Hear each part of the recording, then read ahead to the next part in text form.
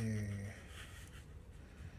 And are we live? Yes, we are live. So, hey everyone, coming to you today from a different location. So, I'm hoping that you don't get thrown off too bad.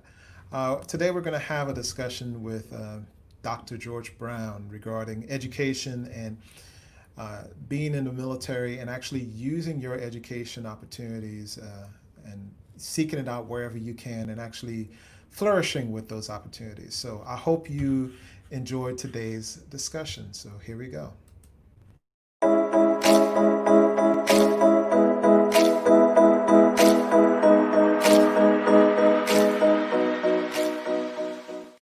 All right, and without further ado, I'd like to introduce you to the one, the only, Dr. George Brown. What's Hey, going on? good What's going on? good afternoon. Good afternoon. Hey, Great to see you, Otis. guten Tag from Germany. How are you? Yeah, guten Tag. Hey, you remember. Hmm. Outstanding. We need to get you back over here. Yeah, I'm trying. I'm trying to make it happen.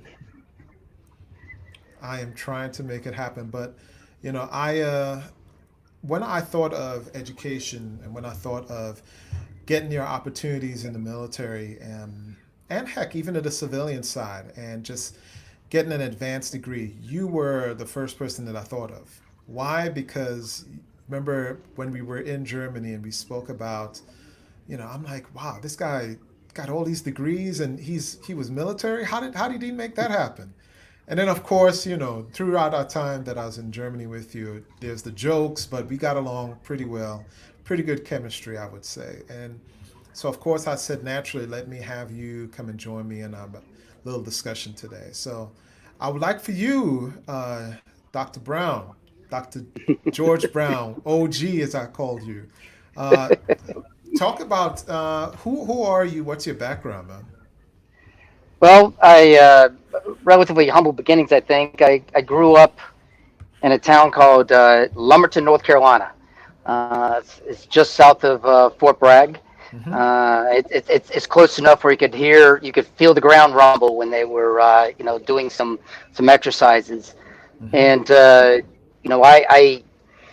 didn't think too much about the military as I was growing up, going through, my high school years, if you will. But my dad was a Vietnam vet, but he only spent about 3 years in there. But technically, I'm a brat. I think the Hmm. last few months he was on active duty, I was born in Raleigh, North Carolina, and so I grew up. Lumberton, if you don't know it, is it's got about 18,000 people.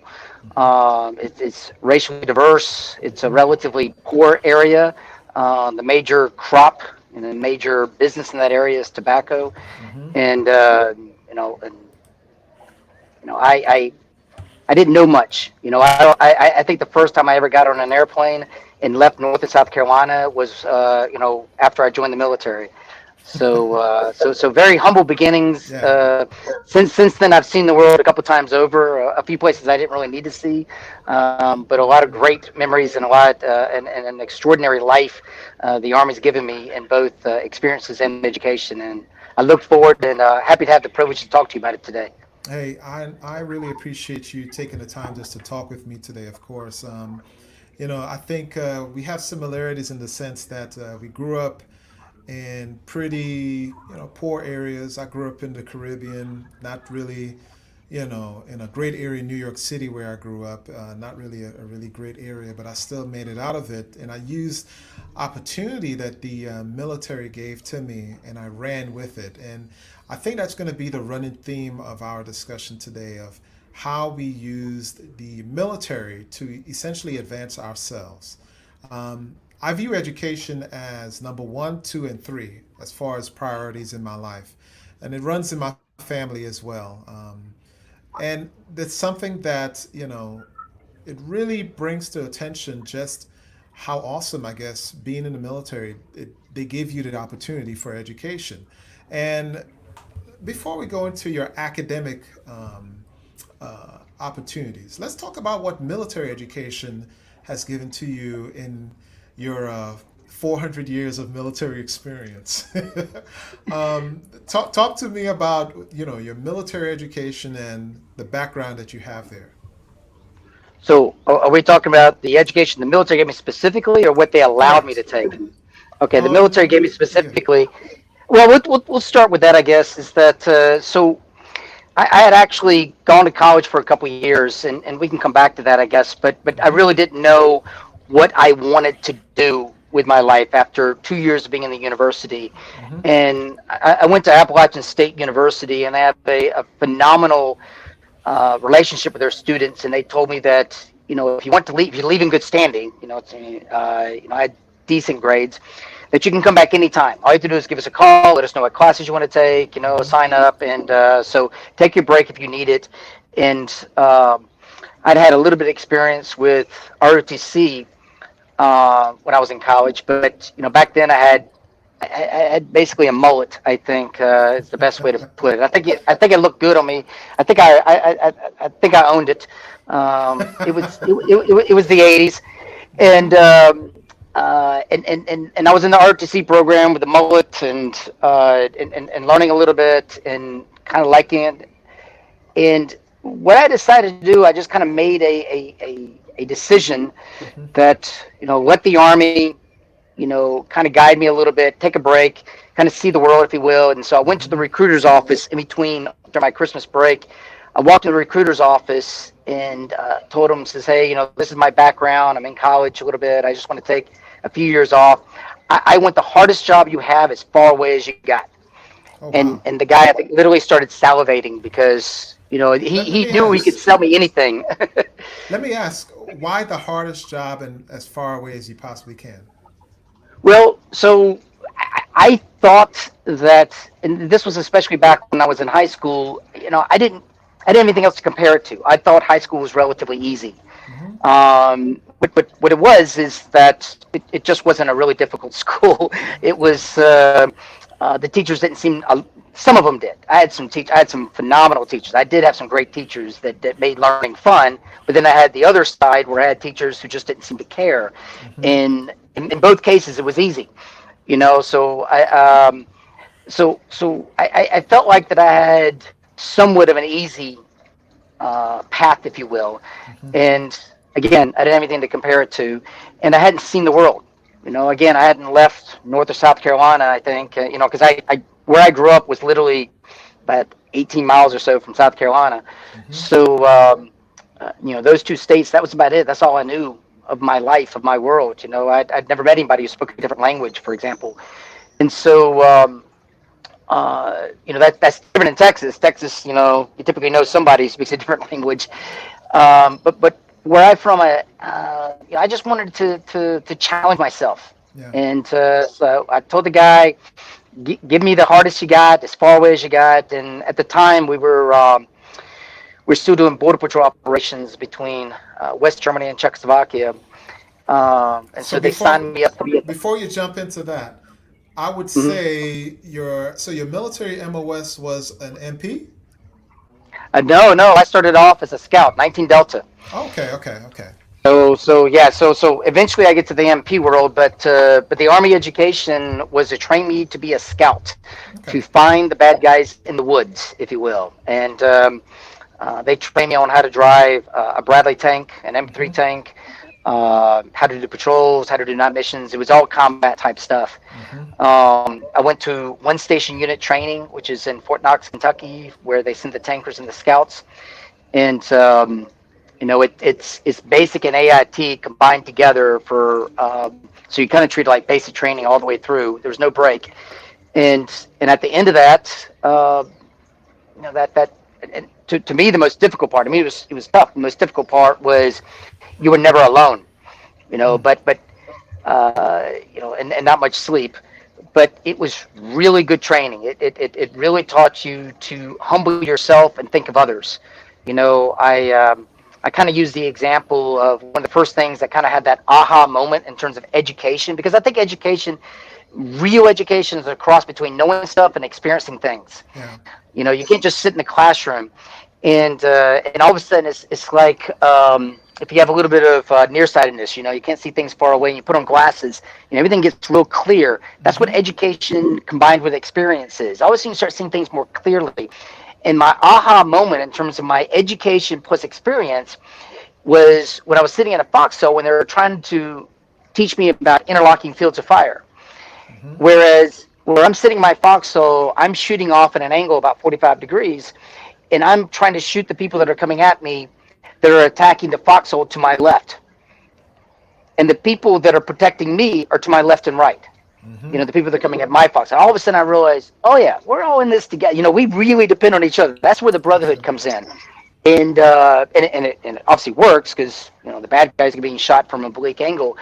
And, and it was sort of that aha moment that I was like, this Army thing, in terms of teaching you things, in terms of, in this case, camaraderie, brotherhood, having to depend on other people, literally with your life, and then understanding how that really works, was a significant real life experience that I had. Now, fast forward a little bit, I got to do some operations on the border. I went to Desert Storm.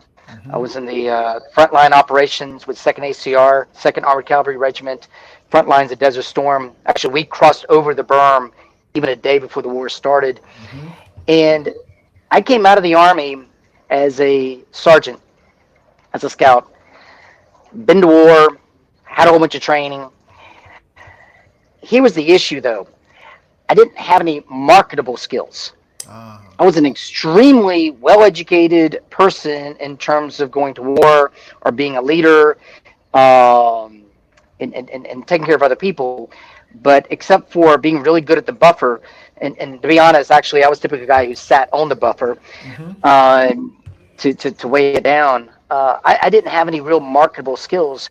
So when I decided to get out of the military and pursue a career, I realized two things. One, well, maybe three things.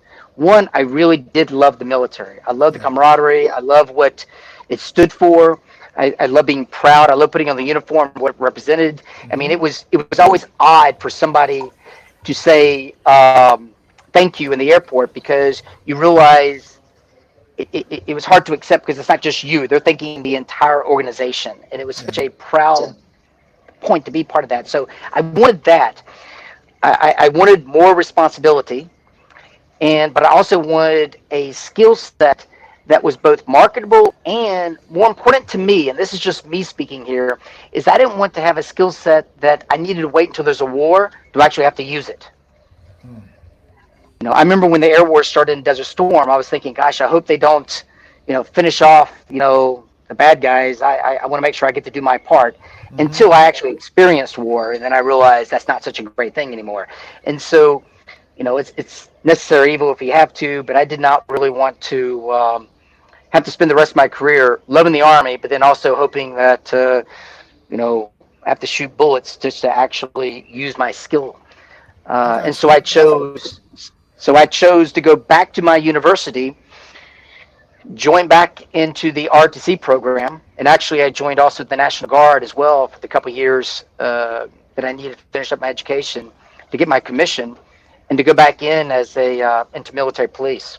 Gotcha. So before we get into the military police side and you being an MP, etc., let's read some of the questions and comments that are already coming in, okay? So we've got one from one of our co-workers from Germany, Tina. Hey, Tina, how you doing?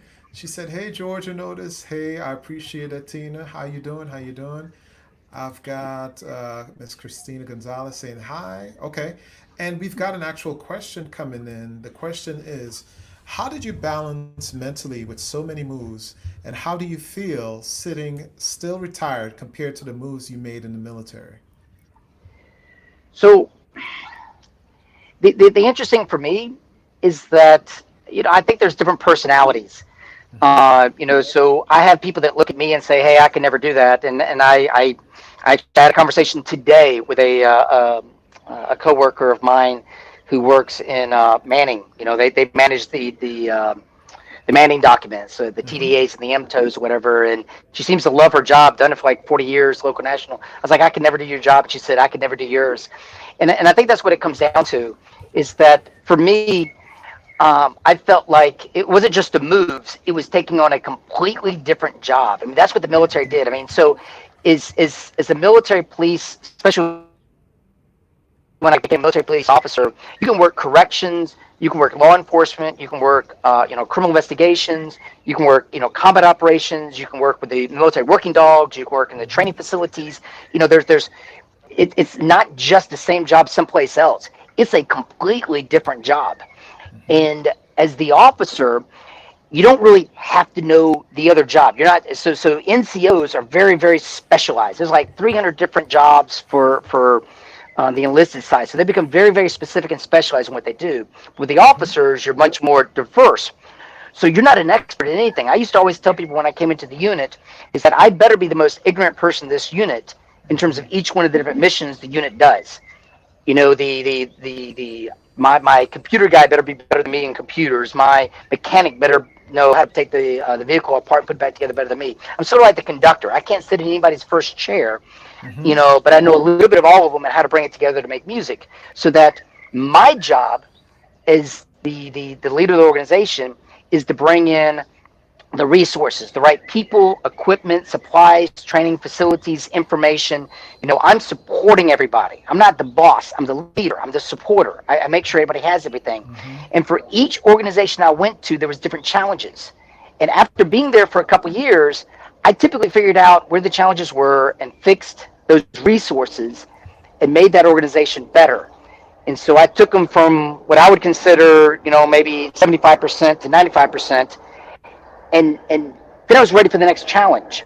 And so the move, although the move was really never all that great in terms of, having to pack everything up, but and move it, it was a nice way of completely resetting, getting a completely new challenge in a completely new area. So for me, it was exciting. It was exciting trying to figure out, where you're going to go next. And when you get that note, and then you start, learning about the place you're getting ready to go to, kind of just like going on vacation. Vacation's the same thing. You're packing everything up, you got to leave, and it's kind of a pain in the neck, in terms of the processes you have to go to get ready to go.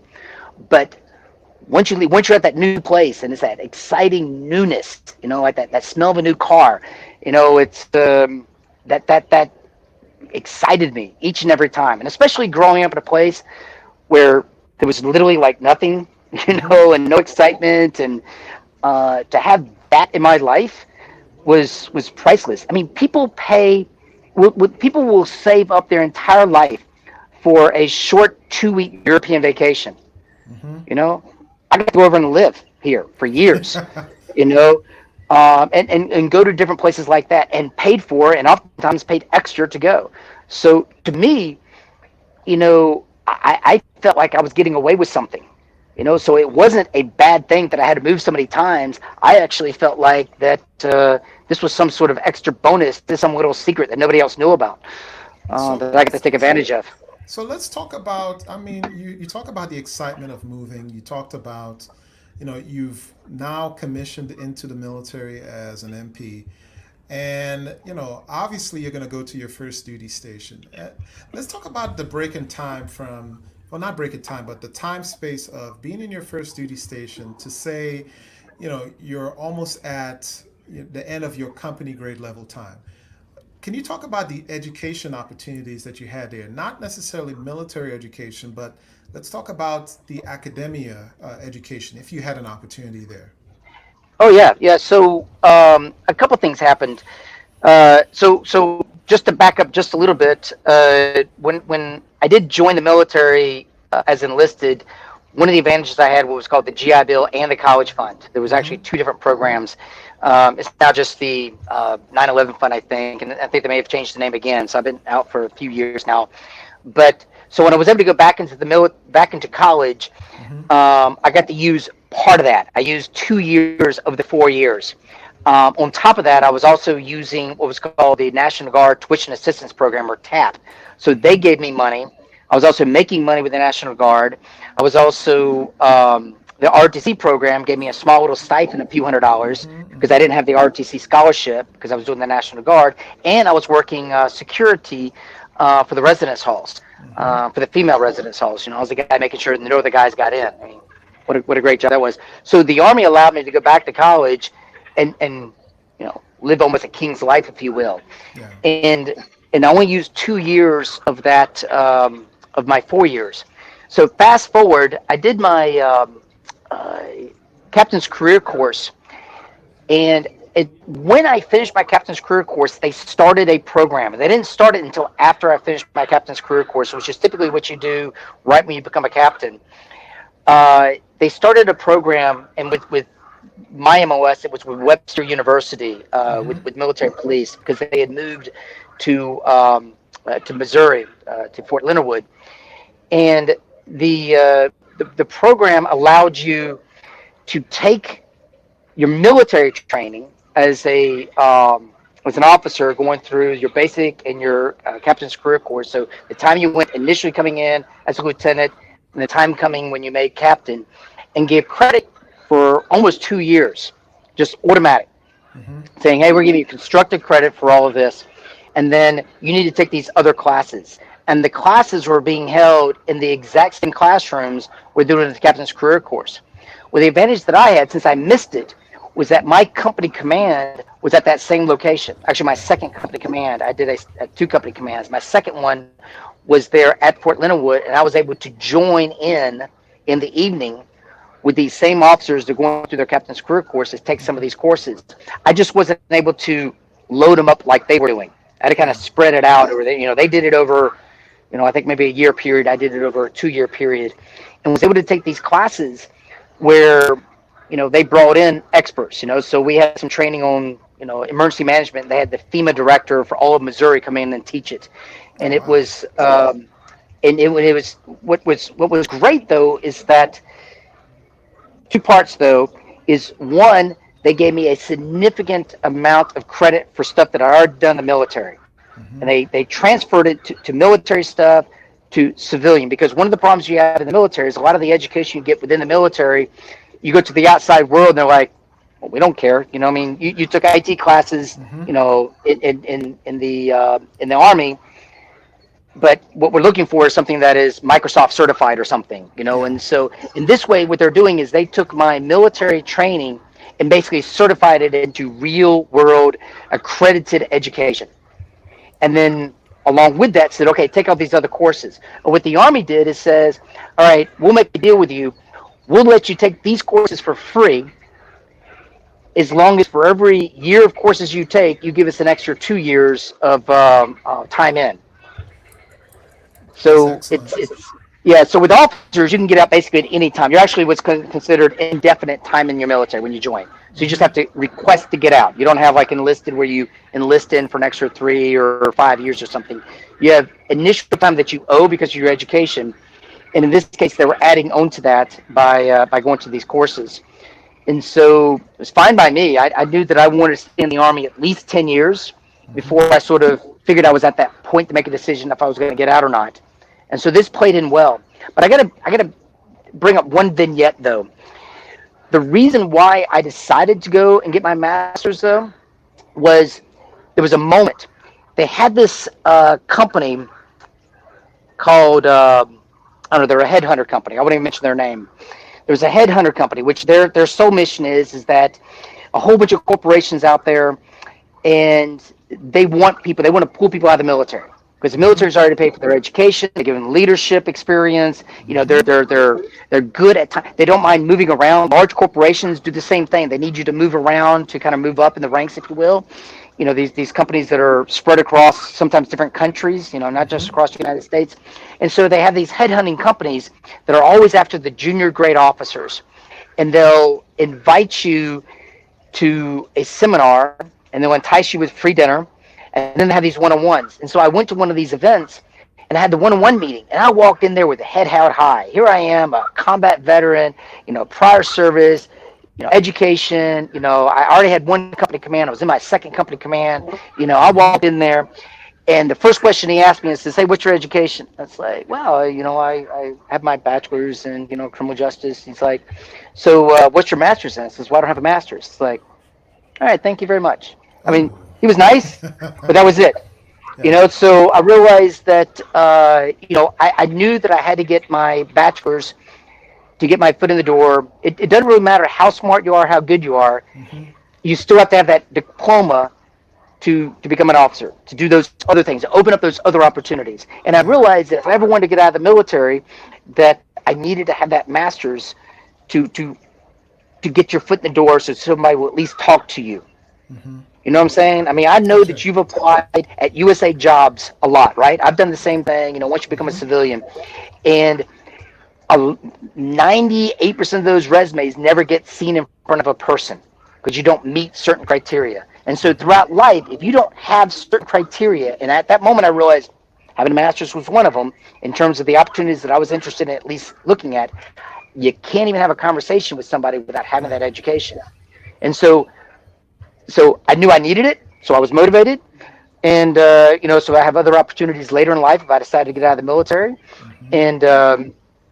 And number two, the Army's going to pay for it and give me credit, constructive credit for what I've done already. So I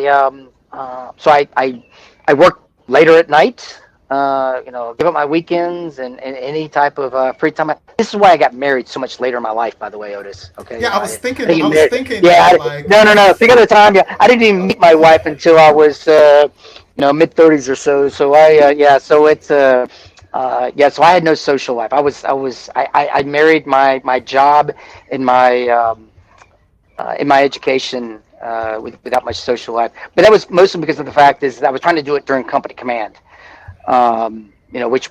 which takes a lot of your time, a lot of your effort because a lot of people depend on you. But it was a decision that I made, and so that was that transition between working as a at my company grade time and getting that education and another aha moment in my life that realized, that kind of made a decision for me in terms of yeah. getting more education. Because I kind of thought, I needed a bachelor's degree. I got it. It got me where I needed. That's good. Hmm. I'm set. And then I realized, nope, I'm not. So we got actually a comment and a question from the same person. I think his name is Eric Littlejohn, but he is a major, I believe. He said the first on his comment, he said definitely still offered. Great program for most branches to take advantage of. The Webster's offers it in class and online. Thanks for that, Eric. We appreciate it. And excuse me if my camera keeps coming on and off. I don't know what's going on, but I'm going to try to figure it out. All right. The question that he asks is, do you have officers under your leadership who enacted their GRADSO, going to grad school full time for 2 years? If yes, do you see any challenges for those folks assimilating back into formation? Was there a noticeable difference in their GRADSO officers' performances versus officers who had no break in operational assignments? so so the first part of the question is yes, and the next part I can't answer it. I only had one officer, one captain under my command that went off to the grad school program, and so so they're gone for 2 years, and I was very happy to see them get accepted. So typically for somebody to get accepted in the program, you have to have a lot of support from your senior leadership, and Mm-hmm. I thought this individual was going to be absolutely perfect for this, and it is only my guess that they came back re-energized because I did. So I didn't do the GradSo program, but what I did though is that I was in the military, hardcore military, enlisted, go to war type of mentality, and then off to a public university, where with very few military for 2 years, and then come back into the military as an officer, and I would have to assume that the transition is similar, to somebody who leaves for the 2 year grad program because you're in the school away from the military. You can let your hair grow, you can do whatever, you don't have to wear the uniform, so on and so forth, whatever.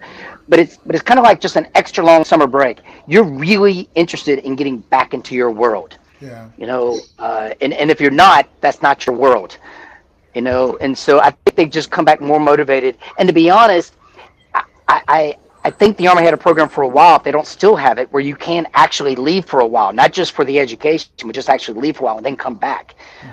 They had that for a little while a few years ago. I don't know if they still have it.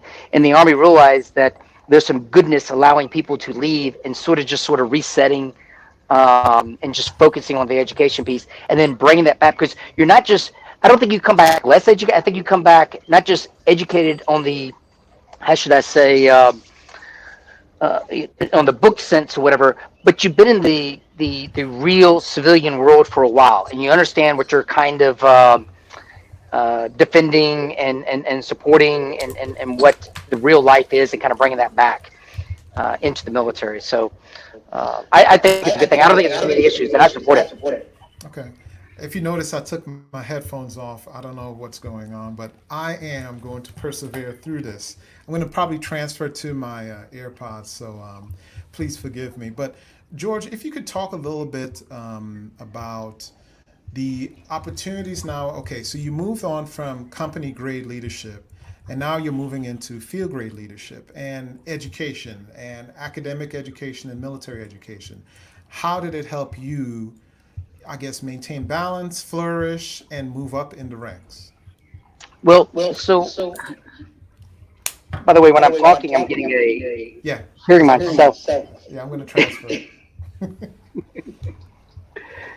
Hold on, let me transfer real fast. I don't sound so good. I'm transferring to the AirPods real fast. Let's see if it works. Let's see. Okay, say something. Testing. That works. Okay, yeah, you're Perfect. good. Go ahead. All right, good. So, great. You're doing it all with a smile. That's outstanding. So, for me, it was sort of like, I guess, the same question, and going off grad and then coming back. I think that what happens is with me going through the different education, it becomes habit.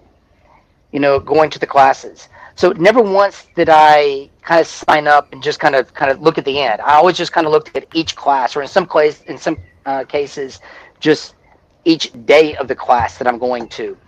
And it just, you once you put it in your schedule, it's kind of like saving money, if you will. Once you get a promotion, you get that extra maybe $100 or something like that. You take 50 and you kind of put it off the side to go. You never miss it. It's the same thing with the education. If you have it set aside for a particular amount of time every day or every other day, it just becomes part of your life. You don't realize that it's taken away from anything, because it isn't. It's always been part of it. And so, I took breaks.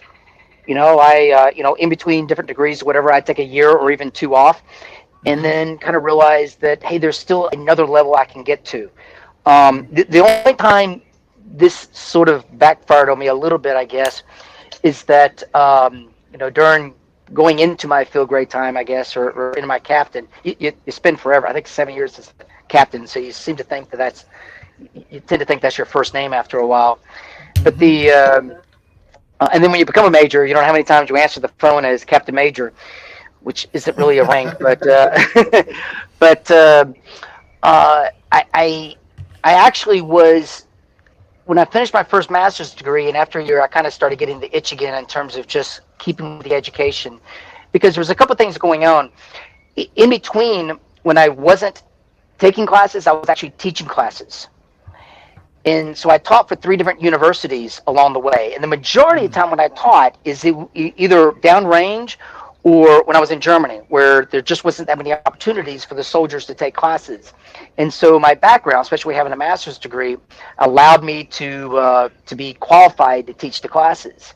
Yeah. And what was really fun about that is I taught things that, were interesting to me, in terms of law and criminal justice.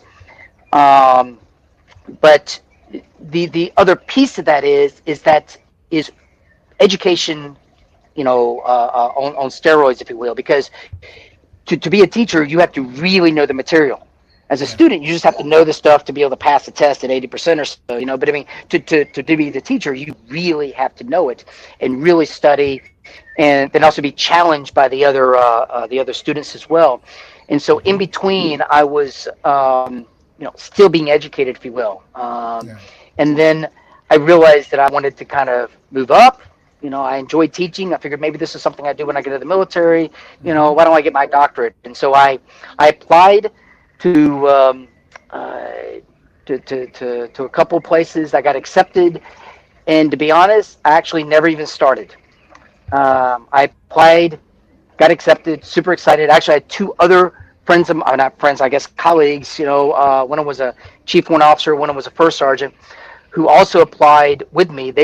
We all three got accepted. They started taking classes. I never did because I was like, I'm really too busy, to do this. I Well, said, hold I'm on. getting ready to move. Before we get into that, Uh-huh. right before we get into that, you got some more comments coming in, and I want you to share, more about your doctorate experience. The comment that comes in says, and I think it's referring to the prior thing that you were talking about. It says it sounds like you're referring to training with industry. Have you ever heard of that? Oh yeah, no, but I didn't do the training with industry, so that's a great program. But that's another program, and I think maybe what they're talking about is when I refer that you can leave out and come back in as well. Yeah. So there's, Mm-hmm. but what I was actually talking about is they actually let people out, completely. Just leave, go do what you want, whatever, for a Mm-hmm. couple of years and come back in. But the training of industry is also a phenomenal program that allows you to. It's especially good if, say, for example, okay, let me just use my world. If I'm an MP and I go out and I train with a civilian police force for about a year, Yeah. I get to bring some of my, how we do things, and then I get to learn how they do things and bring it back. And the reason why I was very critical for, I'm just using my world as an example, but it's the same for almost every job in the military, is because a lot of what we do in the military is we go to other countries and we rebuild them. You know, Mm-hmm. you know, the Army is the long-term staying. The Air Force flies over places, the Navy sails past them, the Marines go in, make the beachhead and secure the zone for the Army to come in. But the Army is the long-term staying power a lot of these countries. That's why, you've been, Iraq or Afghanistan for now, 15 years or so, almost 20 years or Mm-hmm. so. And but what we're doing there is educating people. So a lot of what I was doing, like when I was in Afghanistan as an MP, is teaching Afghans how to be civilian police. Well, the only way I could know that is to have had some civilian police experience.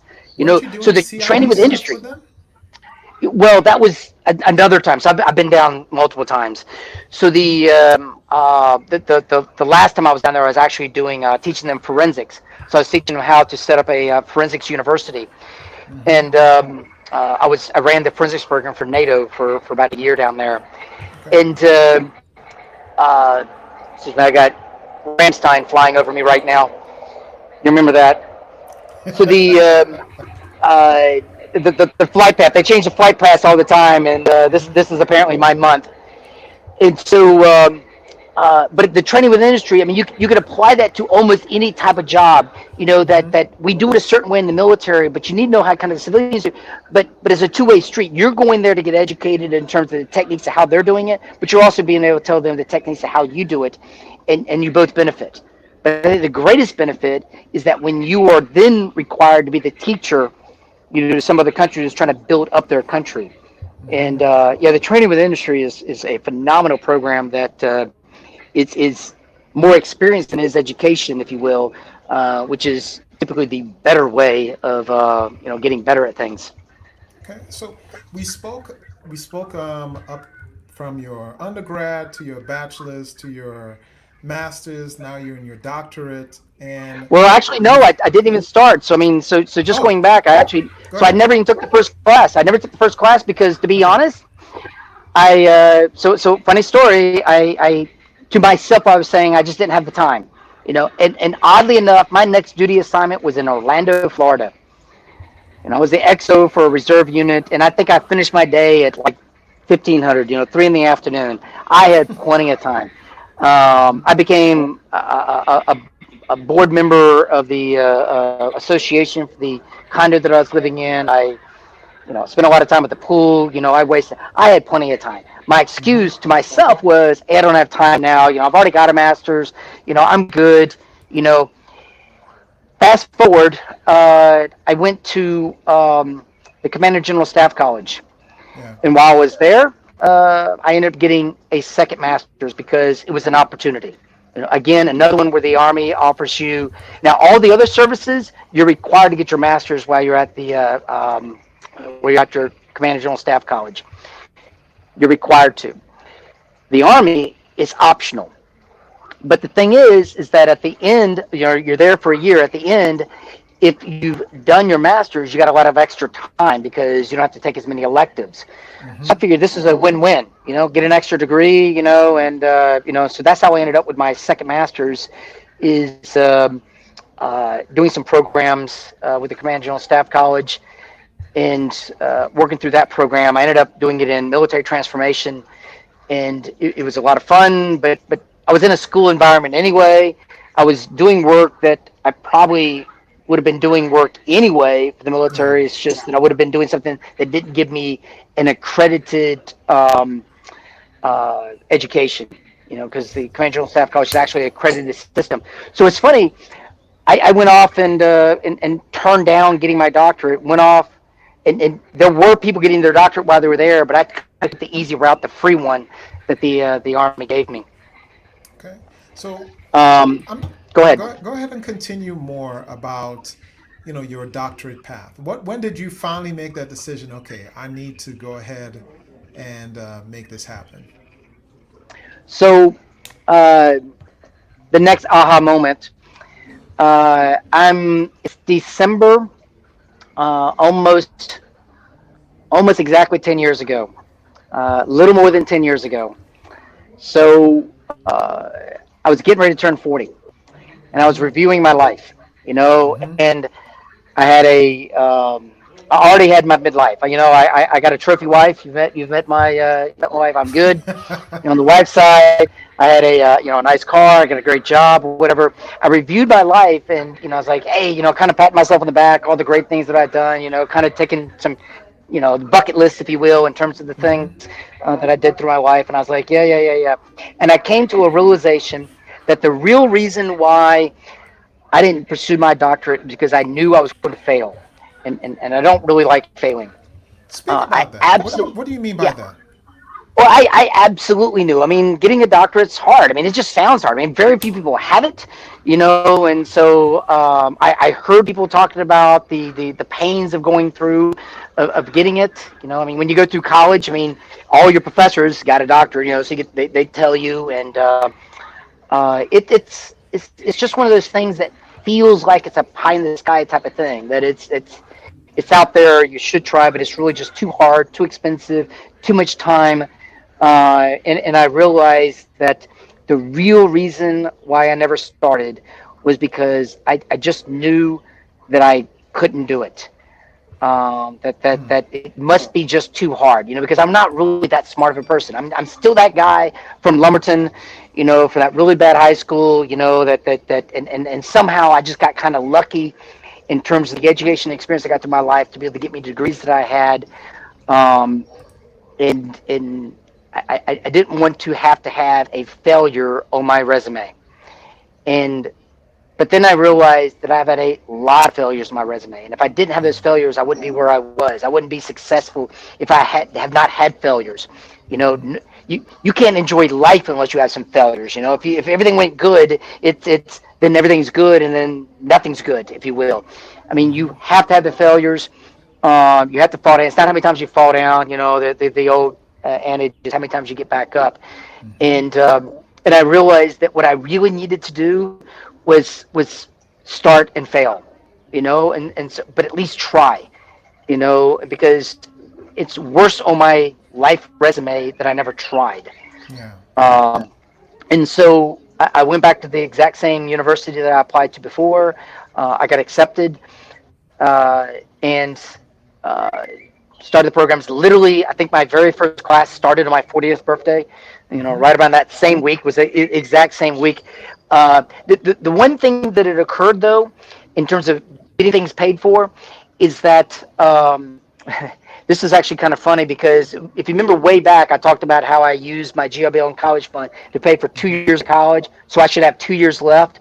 Mm-hmm. Well, in getting my first master's, I actually used some of my credits to pay for it, so that I wouldn't owe the Army quite as much. Yeah. time in, because I wanted to time it right at 10 years. Because I had prior service as well, and I wanted to time it so that at exactly 10 years, I had the option if I wanted to get out or not.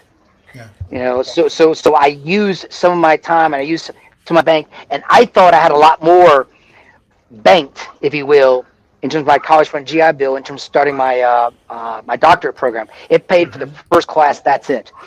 And but I didn't realize is when I was in school, even though I was there for 2 years, I had actually taken also 2 summer schools as well to get classes in, and that counted, and then a little bit for the masters or whatever. And so, um, I don't know how I found it. I got a letter in the mail or something like that. Hey, congratulations, you've used up. I was like, that was one class. So what? So what I ended up doing is teaching for the same university. So I applied for them to teach online. So the exact same university that I was getting my doctorate in, I was teaching undergraduates online. And literally, they would send me a check. I would put it in the bank and send it right back to them. It was almost exact wash. It was great. It was a great So that's what. opportunity then.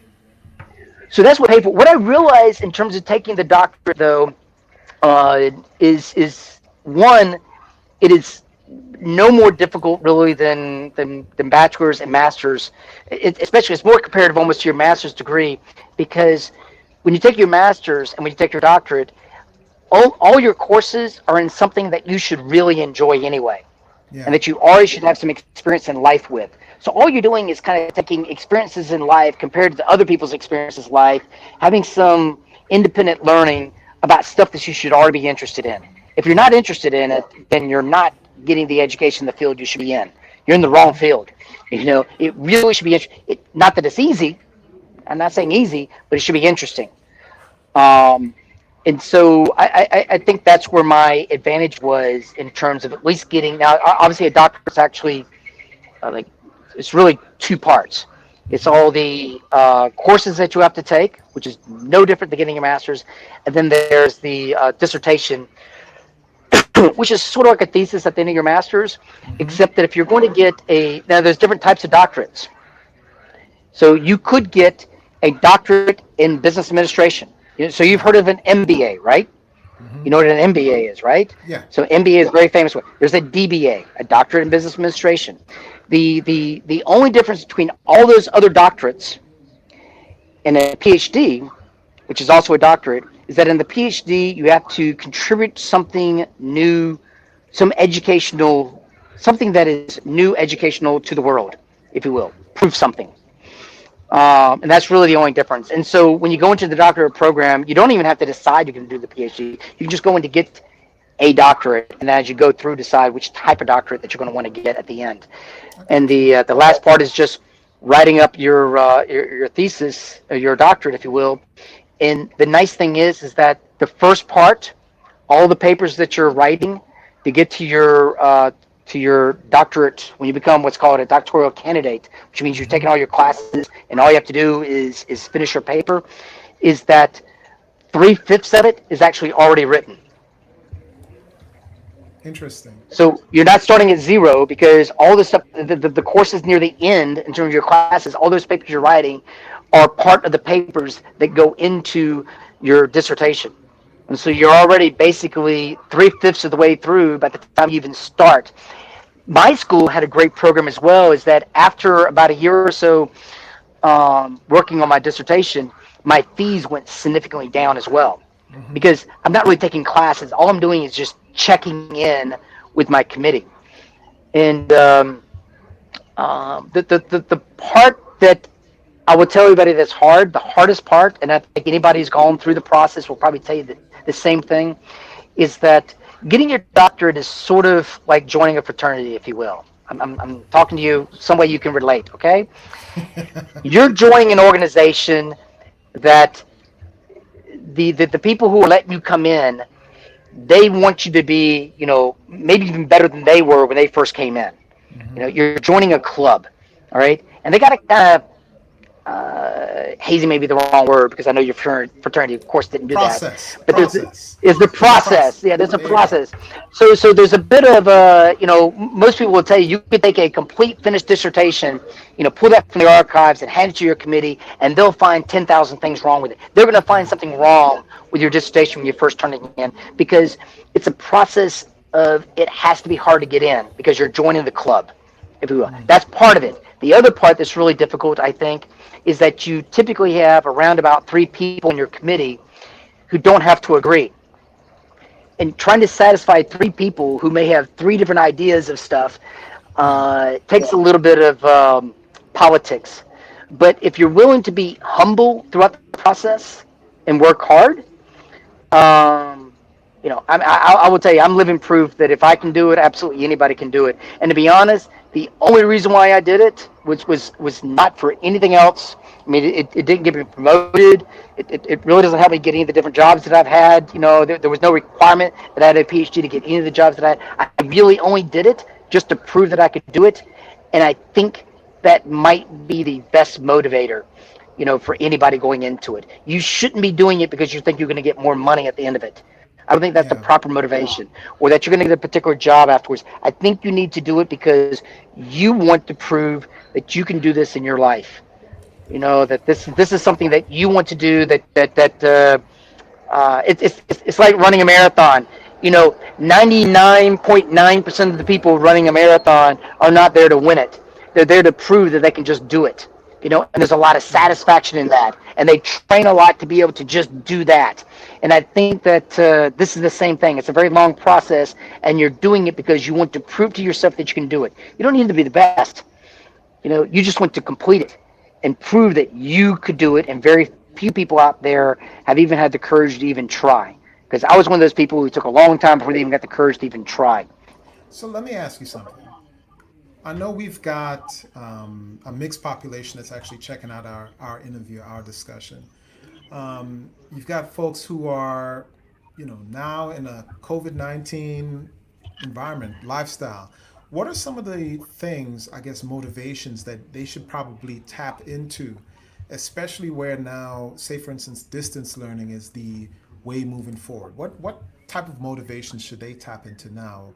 Because some people may not be motivated to continue with their education, especially if, I don't want to go through this, I don't want to go through that. What are some of the motivations that they should use now to get through this moment? So I would have to say that everybody's motivation is different. You got to find your own motivation. To Right. me, a guy growing up where I did, and not really having a real good education or real good experience in a lot of things. Now, looking back, I think I did have some unique experiences that very few people had or probably shouldn't have, maybe, in terms of some of the things that I saw. One of the reasons why I ended up going into law enforcement is because the town that I grew up in, I think right now is ranked number 2 in the entire country in terms of most likely to be a victim of a violent crime, in per capita.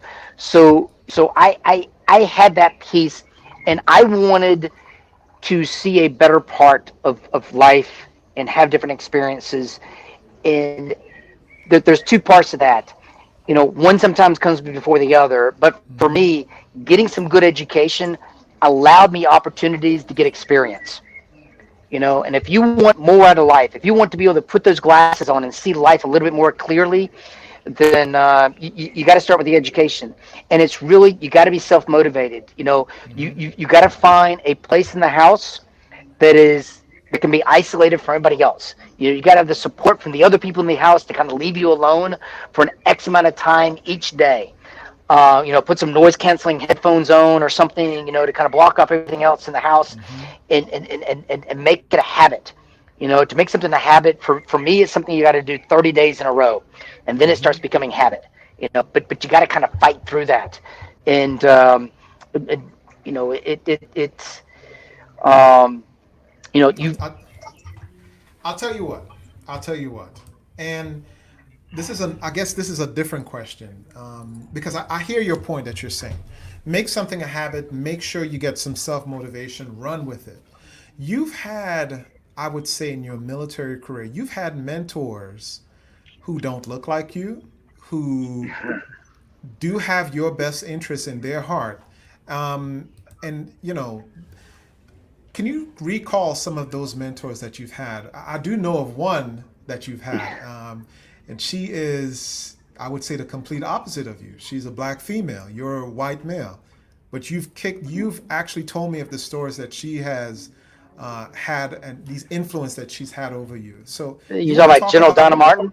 that's exactly who I'm talking about. Yeah, General Donna Martin, but also General Vincent Brooks, two individuals that very, very, very different personalities, but people that I looked up to. I literally there was probably at least a dozen or so different people that mentored me along the way, and not all of them were outranked me, and in some cases they were junior, and but they were just more life experienced, Yeah. and prodded me in the right direction, and what you have to be able to do is accept criticism, and a lot of the things that the mentors told me, I didn't really understand or accept until after they were gone, even. Because you put up a wall. Really good mentors will kind of point out your flaws, Yeah. and then still say, hey, look, but then still finish the conversation with, hey, you're a great person. Give you that 99% good. Maintain these things that are you. Maintain these things that are you. But maybe work on this. Okay, but start with that. Start with the work on this, and then finish up with you got all these great things. And the problem is that it's hard to hear that the first time. Yeah. When they say it.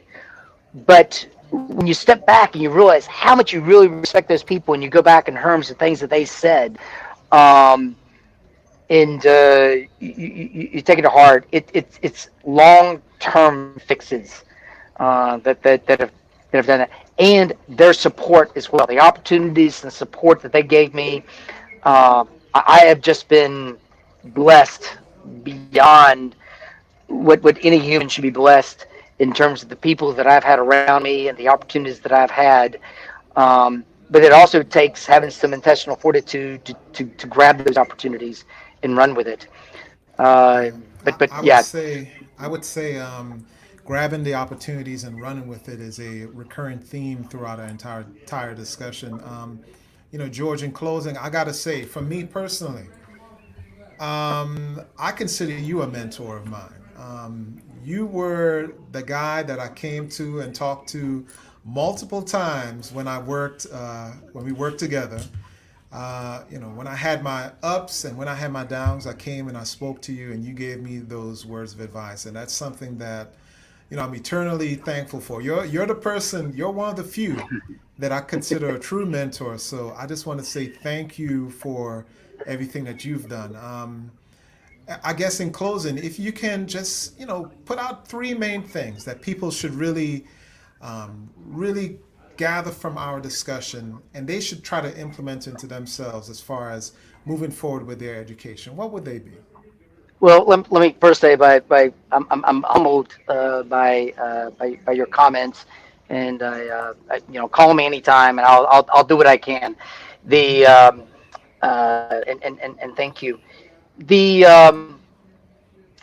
I think that the one thing and I think we talked about this before, is that before you move forward in whatever it is, whatever decisions you're going to have in your life in terms of, whether or not you're going to take the education, or what job you're going to take, or how much money you're going to invest, whatever it is, whatever it is in your life, who you're going to marry, any decision that you're going to make throughout your life, I think that it comes down to this, because they're always talking about that 1% that's at Wall Street and so on and so forth, whatever. I don't think they're happy. I think that you need to first and foremost in your life to define what you consider success is.